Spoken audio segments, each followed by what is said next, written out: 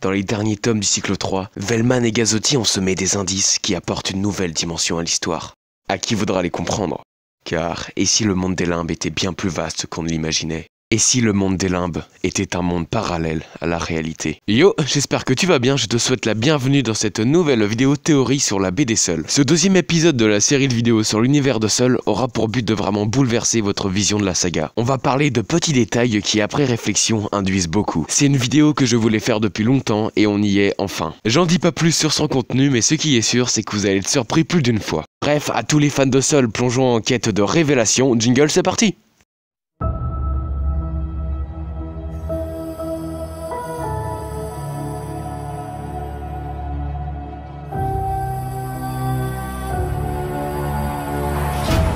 Le monde des limbes est construit de l'imaginaire des enfants, chacun apportant sa part de ce qui était autrefois sa réalité. Mais toutes ces parts de réalité venant de partout et de nulle part, en se réunissant, forment un monde fictif, le monde des limbes.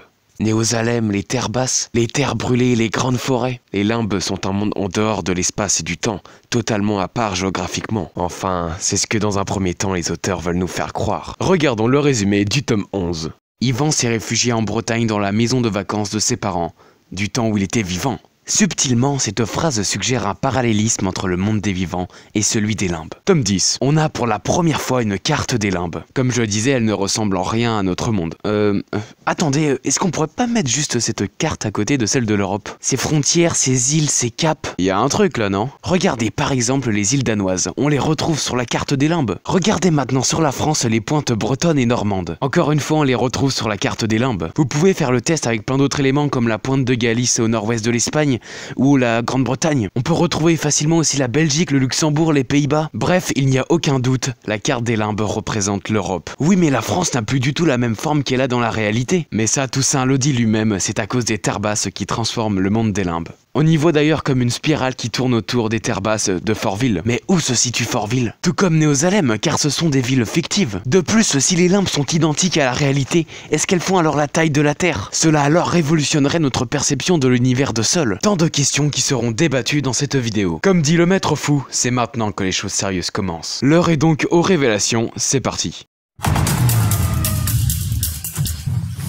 Regardez la carte de plus près, on observe des mystérieuses taches. Et mon hypothèse est, et si ces taches représentaient des villes? Regardez plutôt, voici la Suisse. La plus grande tache sur la droite coïncide pile avec la plus grande ville de Suisse, Zurich. Puis de droite à gauche, ça coïncide parfaitement avec Berne, la capitale, et Lausanne. Autre exemple encore plus flagrant, celui de l'Irlande. Avec encore une fois la plus grosse tache qui coïncide avec la plus grande ville, la capitale, Dublin. Je vous invite vraiment à aller voir par vous-même, surtout que ça marche avec plein d'autres exemples. Glasgow en Écosse, Londres au Royaume-Uni, Düsseldorf en Allemagne, et même Paris en France, pour ne citer que. Bref, après analyse, ça apparaît comme une évidence. Mais ainsi Paris, par exemple, existerait dans les limbes? Ainsi, le monde entier serait reconstitué par les imaginaires des enfants? De la Patagonie jusqu'au Japon, de New York jusqu'à la Grande Barrière de Corail? On pourrait se demander comment est-ce possible qu'il y ait autant d'enfants pour reconstituer le monde entier. Mais après tout, quand on voit que 7 enfants ont reconstitué tout Fortville, et qu'en plus l'écart temporel entre les morts des enfants s'étale sur des millénaires, ça ouvre un énorme et fascinant champ des possibles. Mais on y reviendra plus tard et beaucoup plus en détail sur ce côté démographique.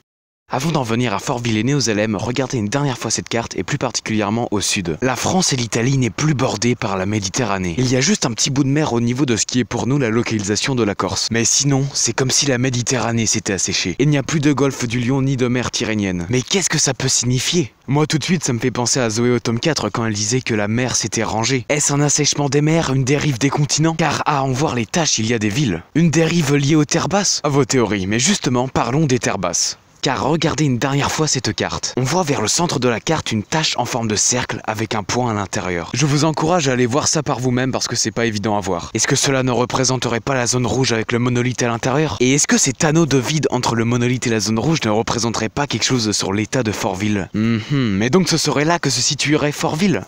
Après tout, ça serait crédible, car les spirales convergent à peu près vers cet endroit. Mais retenez bien cette localisation, car la preuve est au tome 11. Yvan est comme je disais tout à l'heure dans la maison de vacances de ses parents, où il regarde soucieusement une carte. Quand on met cette carte à l'envers, on reconnaît bien sûr la carte de la France, mais la carte de notre monde sans l'altération des terres basses. Et à ce propos, j'ai découvert un truc, je vous en parle juste après ma fameuse preuve. Certains l'auront peut-être loupé, mais Yvan dispose 2 points rouges sur cette carte, tout en parlant de Fortville et Néosalem. Mais ces points rouges représentent-ils Fortville et Néosalem? C'est une certitude, car en parlant de ces villes, il regardait ses points rouges, regardant celui de droite pour parler de Néosalem, ce qui répond déjà à la question de qui est qui. Ainsi, ce serait ça la localisation de Fortville et Néosalem. À ce propos, regardez bien la position de Fortville. Elle équivaut à peu près à la position de Limoges dans notre monde, position qui, en prenant en compte l'altération des terres basses, est exactement au même endroit que celui qu'on avait vu sur la carte du tome 10. La théorie est donc confirmée. En parlant de l'altération des terres basses, venons-en à la découverte que je vous parlais. Yvan regarde donc sa carte normale, quand soudain, Camille arrive. Elle se met mystérieusement à flotter sur la carte, puis se volatise dessus. Et là, hop, regardez attentivement, la carte a changé. Elle est devenue la vraie carte des limbes avec l'altération des terres basses. Comme si Camille, avec ses genres d'ondes noires, avait modifié l'apparence de la carte, et qu'elle s'était volatilisée exactement sur la position de Fortville. Et pour aller plus loin, c'est avec cette carte modifiée par Camille que Yvan trouva l'idée d'aller à Moulin-Vallon. C'est donc en fait Camille qui a suggéré et fait en sorte qu'Yvan aille à Moulin-Vallon. C'est donc en fait Camille qui tire les cordes. Et en plus, ça explique les raisons de sa venue au tome 11. Un simple détail qui en fait induit énormément. Mais revenons maintenant à la question où se situent les lieux de la saga Seul. On a vu pour Fortville et Néosalem et on va continuer sur ce pas, à commencer par le parc d'attractions. Le parc, pour ses formations rocheuses et sa végétation, fait très méditerranéen. Mais après tout, c'est un parc, y a rien de sauvage. Surtout que ce parc est dit proche de Fortville, alors que Fortville est beaucoup plus proche de l'Atlantique. J'ai cherché, mais la végétation aux alentours n'offre aucune preuve. Car en réalité, la preuve est dans le ciel. Il faut se rappeler d'une chose, le soleil se lève à l'est et se couche à l'ouest. Et il y a deux cases dans ce tome qui ne sont pas là par hasard. La première, c'est un soleil couchant, donc à l'ouest et côté mer.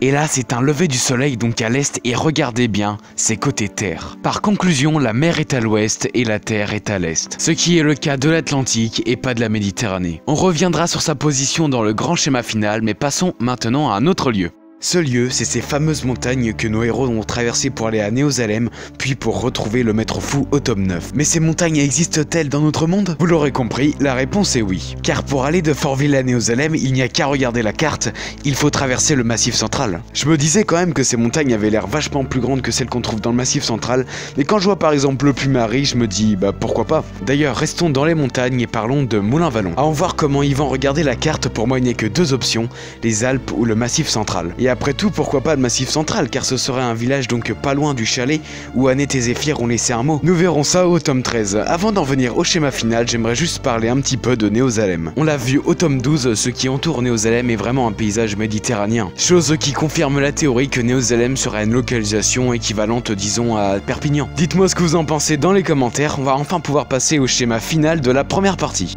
J'ai donc mis Kerdol en Bretagne et ne pouvant être plus précis, je l'ai mis grossièrement dans le Morbihan. Pour le parc d'attractions, je l'ai mis au niveau de Royan pour deux raisons. La première, c'est que c'est l'endroit le plus proche de Fortville où il y a la mer. Et la deuxième, c'est qu'au niveau de Royan, il y a pas mal de falaises comme on le voit dans le tome. Ensuite, on a Moulin-Vallon que j'ai donc mis dans le massif central, même si pour le coup c'est le lieu où je suis le moins sûr car après tout, ça pourrait être dans les Alpes. Et on a donc évidemment dans tout ça, Fortville et Néosalem. Et voici maintenant ce qui est devenu cette carte progressivement depuis le tome 7. Elle est bien sûr critiquable, prenez-la comme une proposition, et je vous attends en commentaire pour que vous me disiez ce que vous en pensez. J'espère qu'à l'avenir on aura des révélations sur ces théories, et d'ailleurs en parlant d'avenir, il se pourrait qu'au tome 13 la carte soit bouleversée. On va à présent passer à la deuxième partie de la vidéo sur la question: les limbes font-elles du coup la taille de notre planète entière? C'est parti.